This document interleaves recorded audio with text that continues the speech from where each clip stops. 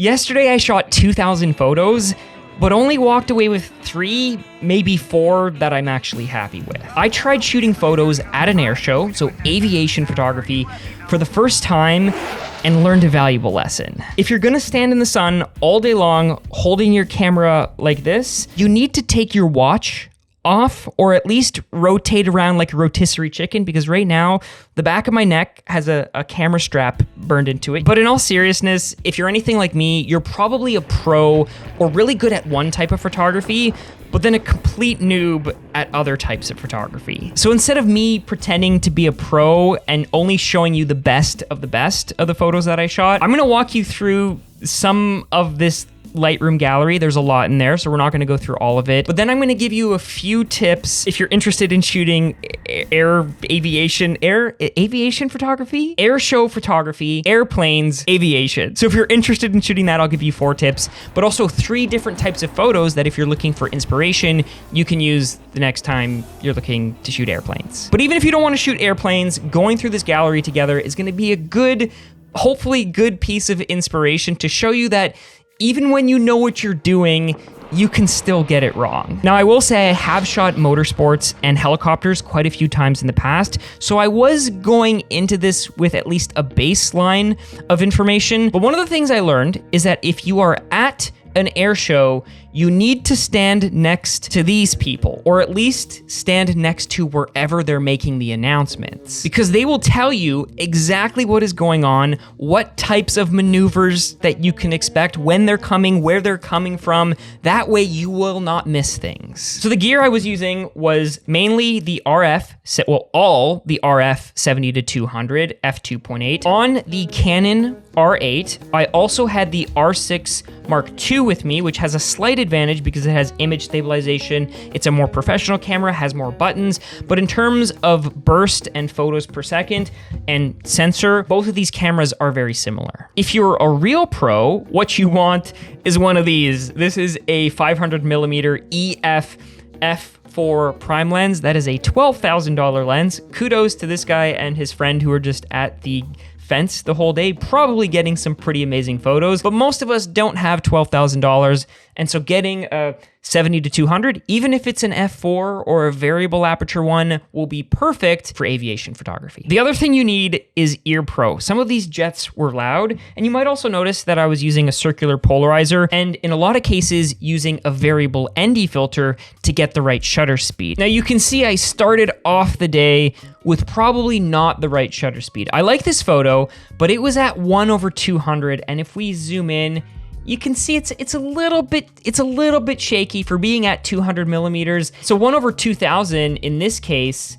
is going to be a lot better in terms of the sharpness and the clarity that you're getting. You know, a photo like this, 1/5000, probably too fast because you can see the propellers look like they're frozen. This is kind of the trade-off where you can go super fast. So, you know, 1/5000 nice and sharp, but then 1/160, Anthony, what were you doing? What is going on here? Here's a photo where I thought I had kind of found the right balance with shutter speed. So 1/640 is good, maybe not slow enough for prop planes, but notice the one on the right is sharp and the one on the left is not. That is because if we back up, you can see I was panning with the plane on the right, following, boom, edited photo, but the one on the left is moving in the opposite direction, which is counterintuitive to the direction I'm panning, so it looks like it's blurred out. So this is where maybe you have to make a creative decision and say, if I want both planes to be nice and sharp and crisp,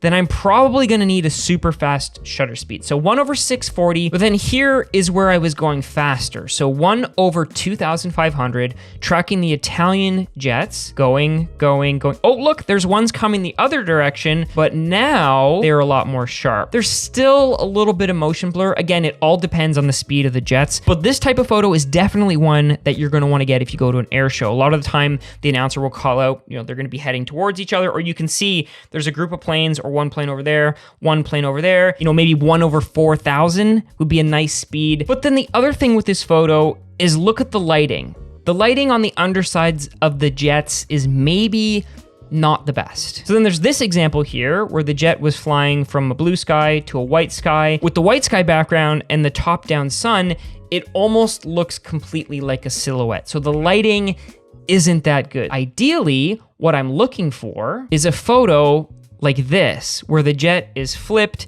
the sun is hitting it, you can see all of the details. There's one photo I shot that was probably the widest 70mm shot that I think turned out great, which was this one here. Now, this is also from the underside, so maybe the lighting isn't that great, but then what happened was I saw these jets coming, the Italian jets, and they were coming right over me, and I thought, oh, I wanna get this. This is my chance. Zoomed out all the way to 70 and kind of did one of these.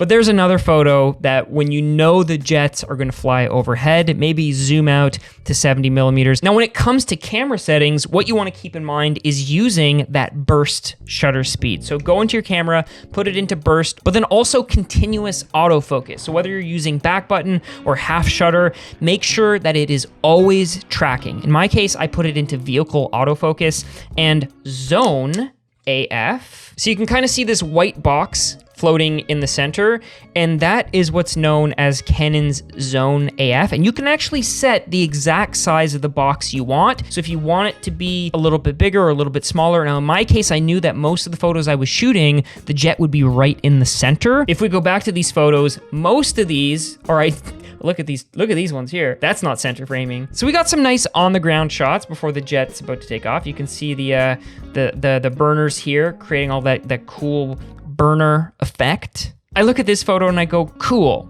Wish I had a 500mm lens. Look at the cool effects we're getting here, right? That's the type of stuff we want. We want the air compressing. We want the burners. But then look how sad this is. 1/500, Anthony is too shaky. There were instances where the jet would just rip by and I thought I had it centered, but because the EVF and the screen black out for like a split second in between each of the frames, you think you're tracking it, but then you realize really quickly, oh, I totally missed it. I didn't get the photo. And I think out of all the pilots, the F-16 pilot was having the best time of his life. See, this is the type of stuff you want to look for when you start getting the air compressing. Is that what it is? If you're a pro, oh, look at this one. I totally missed it. See, that would have been nice if it was center frame. See, even at 1/1000, it's there, but it's not sharp. This was the slow pass. You can tell because the nose is up. These kind of like minimalist wide angle, 200mm shots look nice. Ideally, you really want to have that telephoto lens.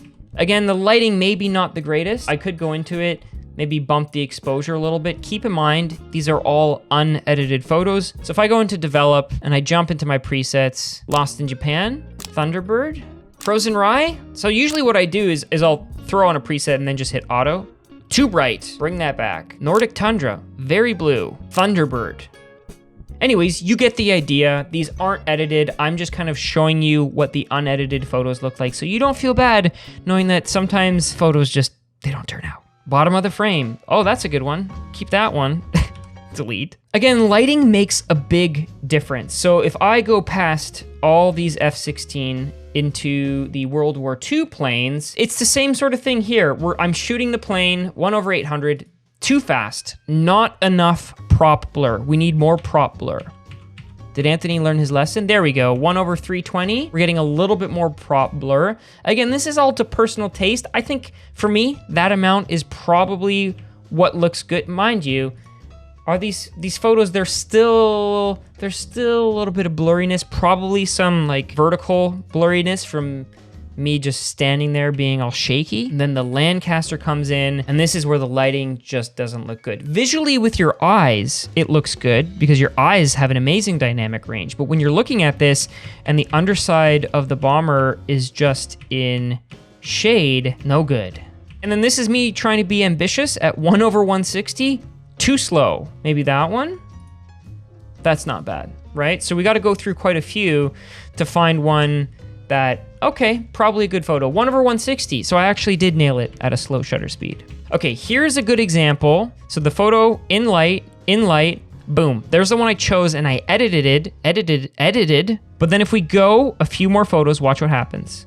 The top of the plane hits shadow because we have those rolling clouds. So even though you might be in light and it looks like the plane is in light, Actually, it's getting hit by a cloud. Look at that side by side. The one on the right is the one in good lighting, and the one on the left is where it's now in shade. Massive difference. So when you can, try to aim to get your subject in good lighting. One thing that's nice too is to always think about variation. In this case, I'm getting photos as they're taking off. Actually, I think this one was coming back into land. No, sorry, they were taxiing to take off. So all the snowbirds in the line, and you get a nice kind of, I don't know what you want to call it, an environmental portrait of the planes taking off, formation. I do have some nice ones of the Italian team, the media team. Look at his massive lens. What lens is that? But the Italian team, for example, had these really cool blue jumpsuits on. I'm assuming this guy must have been listening to the air traffic control to figure out where they were going next. But then you get fun moments like this, where they just walk away, you get a nice candid moment. You can put that,